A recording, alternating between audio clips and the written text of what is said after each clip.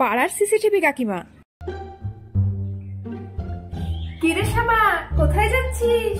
ঠিক দেখতে পেয়েছি। এই তো কাকিমা, একটু পড়তে যাচ্ছি। চা পাতা আনতে ভুলে গেছি, এই জন্য তোর কাছে একটু আনতে এলাম। চা পাতা আছে কি? অনেক চা পাতা শেষ হয়ে গেছে। আপনার তো রোজ চা পাতা শেষ হয়ে যায়, এই জন্য আমি আপনার জন্য ডিব্বা নিয়ে ঘুরছি। এই নি, পুরো কৌটোটাই নি। পুরো কৌটো রেডি করে রেখেছিস? বাবা, ভালো ভালো। যাচ্ছিসটা কোথায়? পড়তেই যাচ্ছিস তো নাকি অন্য কোথাও? পড়তেই যাচ্ছি কাকিমা। আর কোথায় যাব? সারাক্ষণ এরকম জিনিস টপ পরিস কেন? শাড়ি চুড়িদার এগুলো পরতে পারিস না?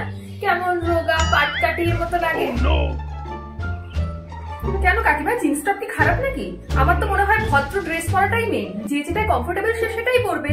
আপনারা কয়েকজন যেভাবে শাড়ি পরেন, আর বললাম না। তা বিয়েটা কবে করছিস? বয়স তো কম হলো না।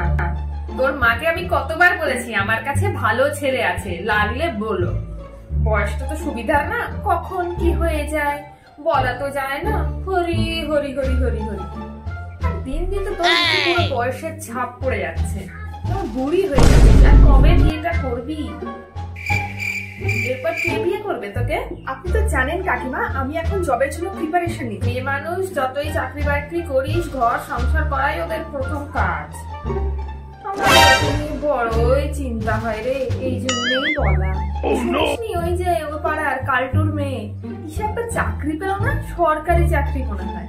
হ্যাঁ কাকিমা, শুনলাম কালটুদার মেয়ে চাকরি পেয়েছে, সে তো খুব ভালো কথা। তোর তো মনে হয় কোম্পানিতেও একটা চাকরি হচ্ছে না। আচ্ছা কাকিমা, ওই 2 মাস আগে আপনার মেয়ে কার সাথে একটা কোথায় পালিয়ে গিয়েছিল না? কেসটা কি? ওই কানাকুশো শুনছিলাম আর কি, সঠিক জানি না।